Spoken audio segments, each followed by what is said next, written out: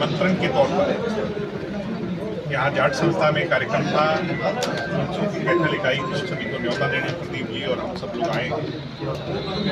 बहुत ज़्यादा उत्साह, बहुत अच्छा रिस्पांस यहाँ पे है और मैं ये उम्मीद करता हूँ कि कैथल के अंदर जैसे इनसो की एक दफ़े रैली हुई थी और बड़ी ऐतिहासिक रैली हुई थी, स्वयं हम अपना रिकॉर्ड इस बार खुद तोड़ने जा रहे हैं।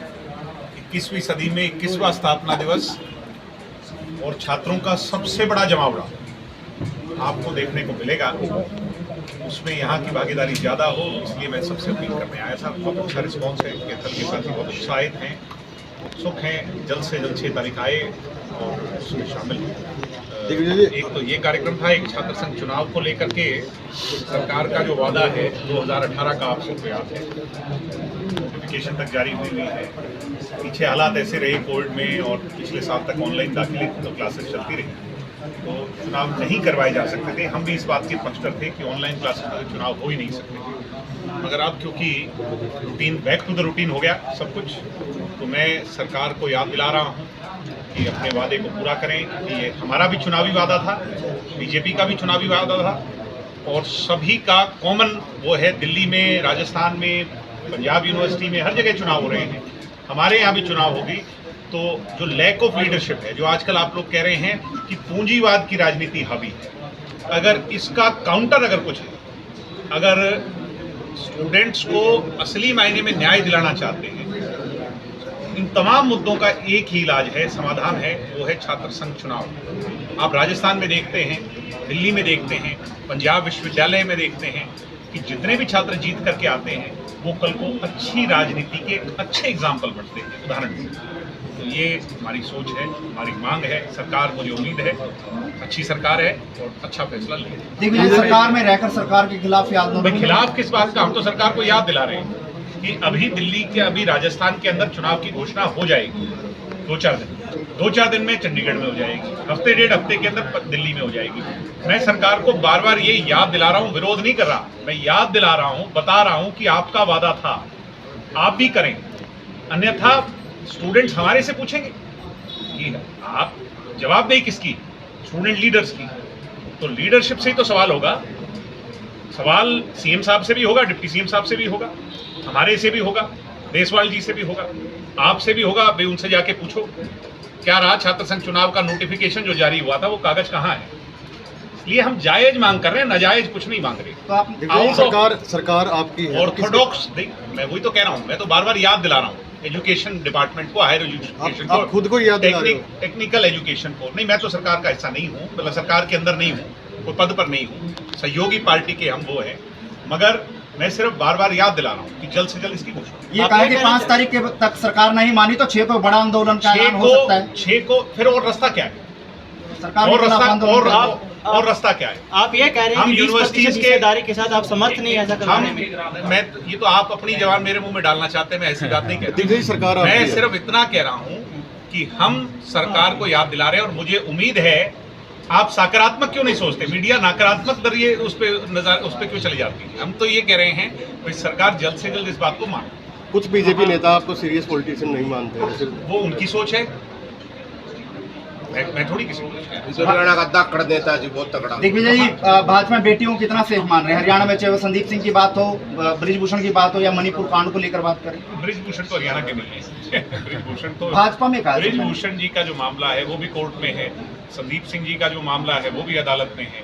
ना मैं अदालत से बढ़ाऊं ना आप अदालत। लेकिन सेफ कितनी लड़कियां मणिपुर के मामले में? सर मुख्य मणिपुर हरियाणा में नहीं है। मणिपुर में जो घटना घटी है उसकी सब निंदा कर रहे हैं। सर हरियाणा के नूह में जो घटना घटी है सर, उसमें 3 लोग मर चुके हैं।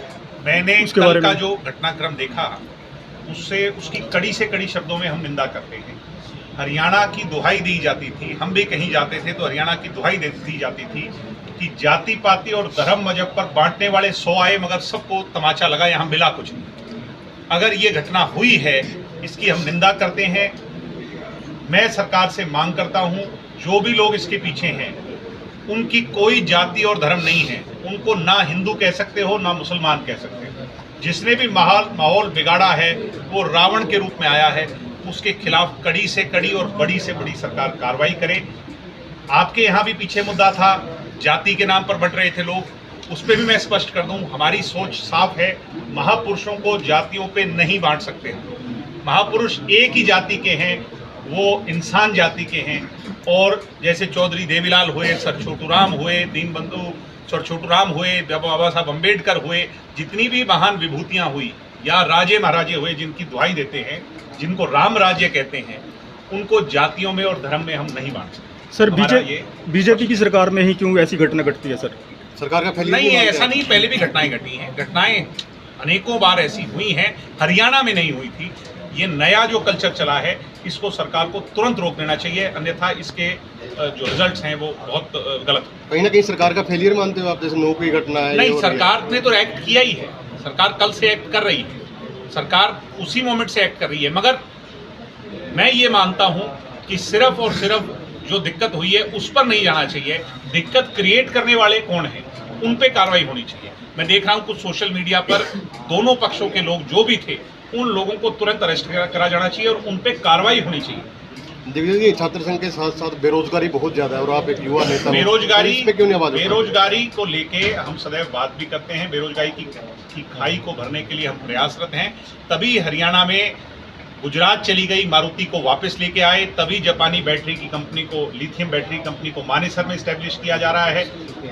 इतना बड़ा इन्वेस्टमेंट किसी भी सरकार में नहीं हुआ जितना इस सरकार में हुआ। कोविड काल के बाद फैक्ट्रियां भाग रही थी, हरियाणा में फैक्ट्रियां आ रही हैं। इसके साथ साथ अंतर्राष्ट्रीय हवाई अड्डा आ रहा है। अमेजोन, फ्लिपकार्ट जैसे बड़े ब्रांड अपने कार्गो हब को हरियाणा में लेके आ रहे हैं। बावजूद इसके मानता हूं कि खाई बहुत बड़ी है, उसको काउंटर हम कर रहे हैं।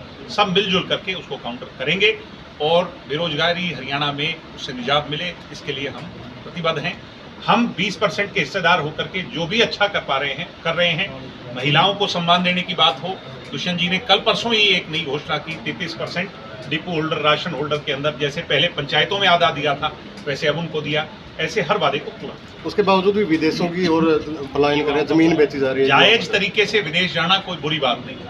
अगर नाजायज तरीके से कोई विदेश जाता है, बहुत सारे केसेस हम दिन दहाड़े देखते हैं कि वहां जाकर के भी उनके साथ हरेसमेंट होती है, वहां जाकर के भी वो स्लेवरी में जी रहे हैं। मैं उसको कतई प्रमोट नहीं करता और मैं चाहता हूं कि हम सब जागरूक हों, समाज को और ज़्यादा जागरूक हों। 2 दिन पहले चौधरी वीरेंद्र सिंह चुलायत आए थे और दुष्यंत चौटाला पर हरियाणा का विकास न करने का आरोप लगाया। वीरेंद्र सिंह ने कभी 2 करोड़ नहीं खर्चे। दुष्यंत चौटाला ने 960 करोड़ का टारगेट लिया हुआ है, जिसमें 600 करोड़ ऑलरेडी हरियाणा में खर्च हो चुके हैं। क्या किसी विधानसभा की सीट पर 600 करोड़ भी खर्च हुए हैं? कि आज तक मुझे कोई एग्जाम्पल के तौर पर बता दें किसी एमएलए ने किए हों?